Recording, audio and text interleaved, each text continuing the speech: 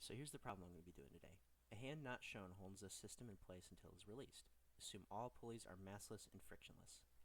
Consider the pictured system and assume there is friction between the 5 kilogram mass and the table. What minimum coefficient of static friction between the table and the 5 kilogram mass would keep the system stationary when it is released?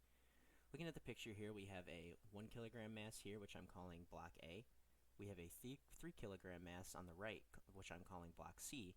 And we have our 5 kilogram mass on the top, which is called block B. So when I'm doing problems like this, it's helpful for me to list the known factors that we're going to be working with. So we have the mass of block A, which is 1 kilogram. We have the mass of block B, which is 5 kilograms. And we have the mass of block C, which is 3 kilograms. We also know that the force of acceleration due to gravity is 9.8 meters per second per second. So looking back at the problem here, we can see that this mass on the right here, 3 kilograms, is way bigger than the mass on the left, which is 1 kilogram. So when we're doing this, the best way to do it is to look at block B and figure out the horizontal forces that are acting on it. The best way to do it for this problem is to find the tension on the block from block A and the tension on the block from block C and subtract them. So we have our bigger block on the right subtracted by the smaller block on the left. So we have 29.4 newtons minus 9.8 newtons gives us 19.6 newtons. So the next step here is we're going to calculate the force due to static friction.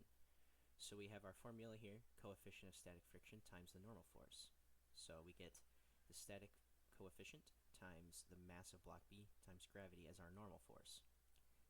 And then we have our subbing in our values from earlier, we have the static coefficient times the mass of B times 9.8, which is gravity, which gives us the static coefficient times 49 gives us our static friction force. Now considering we want this to remain stationary, we know that the force of static friction has to be bigger than the net force acting on the block. So earlier, we calculated that 19.6 was the horizontal force acting on block B. So we have our static coefficient times 49, we know must be greater than or equal to the net force, which is 19.6. Dividing 49 by 19.6 gives us our 0.4 static coefficient force, but this could actually be worded as 0.4 being the minimum required static coefficient of friction, because it could technically be bigger. We just want it to know the minimum to remain stationary, which is